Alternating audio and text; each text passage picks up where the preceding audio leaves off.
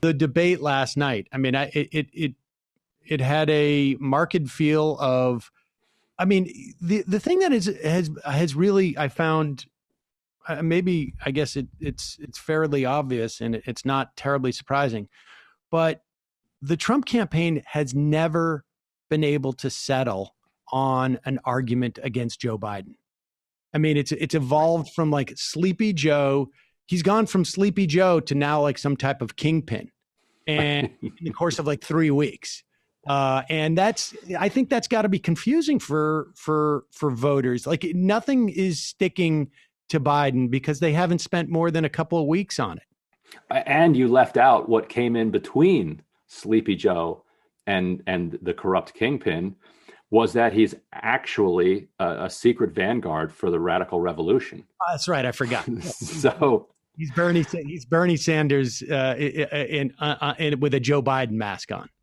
But then also like cutting all these corrupt deals around the world, but also, sleepy and lazy.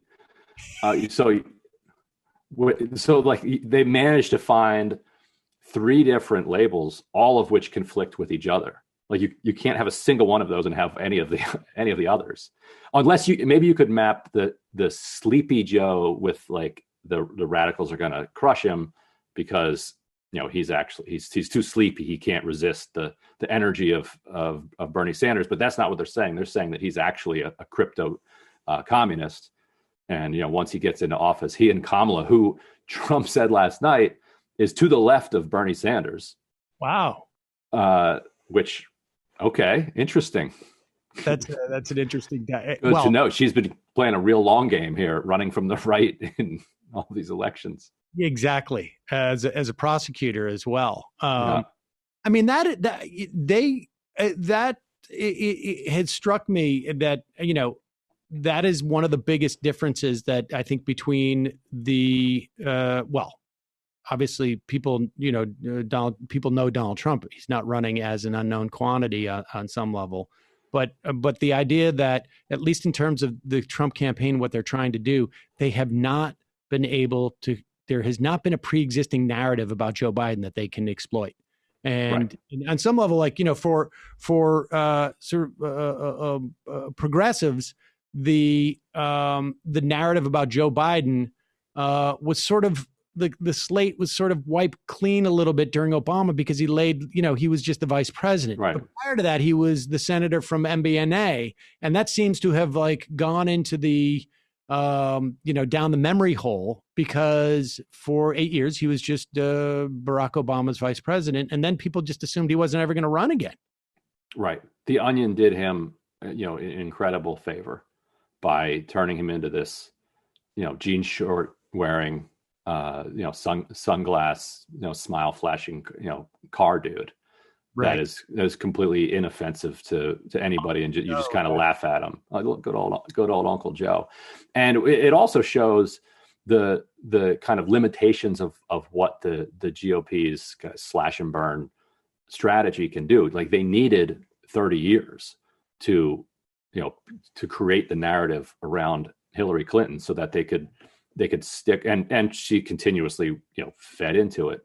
Right. Time after time. We should add, part of that was also her gender helped them create that. That certainly helped. She couldn't be Uncle Hillary. Right. And the fact that it's Uncle Joe is gendered, is strongly gendered in itself. That the uncle holds a particular place in our society that the aunt doesn't. Anyway, we could go around a whole another bend on that one, but they never did the same thing with Joe Biden for good reason. I mean, they saw him run in 88 and they saw him run in 2008, and there was no reason for them to think that this guy was a reasonable threat to take on the conservative project in any serious way or wind up in the White House except through some fluke.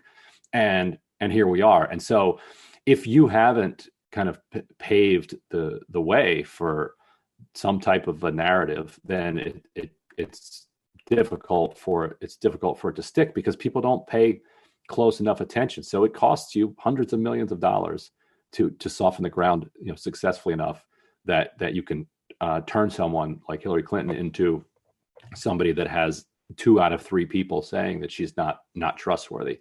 Right. And like you said, you also need the gender dynamics with it as well.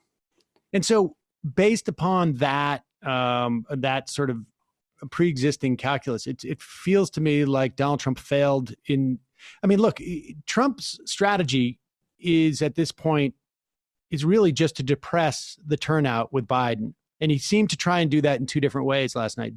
Do the corruption angle, which was largely incoherent. I mean, there was talk about Hunter and then things that like, I'm sorry, like 3.5 million from Russia or like, yes, like, I'm sorry. There's no amount of investigation that people could do at this point to understand what he was saying. Like even if you even people at Breitbart, I think would have trouble sort of divining what Trump was trying to communicate there.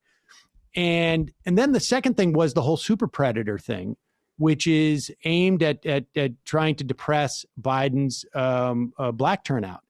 And I think I don't know how that landed with people, but I think it's a hard sell. And I think, Joe Biden articulated when he was articulating about the talk, I think it's quite clear to black folk that at the very least, he knows black people enough to know about the talk and to know some of the details about it. And it's hard to imagine that Trump moved the needle in that regard as well. Yeah, and he even condemned his own approach to the crime bill. Straight up said that he was wrong about it. I think if you don't have the pandemic, then Trump's strategy makes sense. And if you don't have the pandemic, you might not have the upsurge in Black Lives Matter protests over the summer, which may have been linked to the rising anger that people felt at their general situation in life, as well as the particular crime of the murder of George Floyd. But as unemployment in the black community was falling to historic lows, as wages were rising, and as Biden was not showing a huge ability to kind of rouse the broader electorate, as long as the economy kept humming from January 2020 up through November, there's every reason to believe that that Trump's numbers across the board are enough better that we're looking at roughly a tie ball game going in here, and that's within the margin for Republicans to steal, either through their structural advantages, which isn't exactly stealing, through the Electoral College and other things, or through their control of the courts and the voting system and the voter suppression laws that have been put into place. So I think without the pandemic, he'd be in the driver's seat right now. He's only down 10 after more than 200,000 people died and all of the other consequences of his misleadership. Yeah, I know. I agree. I mean, I don't. It gets a little scary to contemplate. I'm not convinced necessarily that Biden would have necessarily been the nominee. I mean, I think like it was more or less settled when the pandemic hit, but it certainly changed. I think it pivoted the race very quickly in a way that it wouldn't have otherwise. But it is a little bit scary to contemplate a race between Joe Biden and Donald Trump that was based just merely on Joe Biden being a good guy. Right. Without a programmatic offering that was going to be substantially different than what Donald Trump was offering. Because, I think at this point, Donald Trump being somewhat sociopathic. I mean, that it came across last night, the way he was just sort of sloughing off these deaths and saying, don't worry about it. Mm-hmm. It could have been 2.5 million, and I don't get any credit for not killing more people. Actually, I think the fact is that if the economy is doing well, then people are like, all right, he's a jerk. And maybe hopefully he'll stop tweeting. I mean, that's basically what we heard, back in a year ago, let's say. And so, yeah, it would have been a little bit nerve wracking, but it Yep. is. And if you look at the moment when the polls started really dividing, it was early June, and to me the moment everything fell apart for Trump was when he cleared the park out in front of the White House using tear gas so that he could hump across it with his generals to like wave the Bible around in front of that church. He has not recovered from that moment. You know, that was a time where something finally stuck to him, and you started to see the 6, 7, 8 point gap open up, and obviously without Black Lives Matter protests taking over the country at that time, that wouldn't have happened. Period.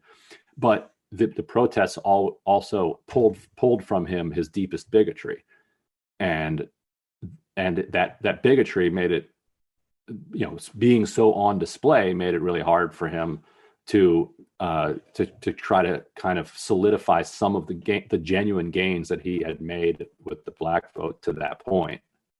And so he's back to where he was.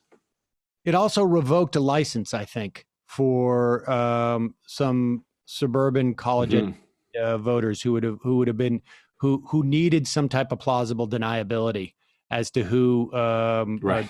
was. I mean, they tried. I mean, you can look at the RNC and see what they tried to do there, right? Look, I'm on stage, or not on stage, but here's a video of me naturalizing some citizens, and here's a video of me pardoning a black man, and so now now you have a license to vote for me because everything they're saying about me is wrong, and you're not a bad person if you vote for me. But that seems to be out by the wayside. We should say there's still different opportunities for the Republicans. I think it's highly unlikely that Donald Trump is going to get more votes than Joe Biden. He may in some states, or there may be large swaths of votes that through legalistic means are discounted. So we should say that this is not a foregone conclusion. We're just talking about sort of like more or less the political dynamics there. All right.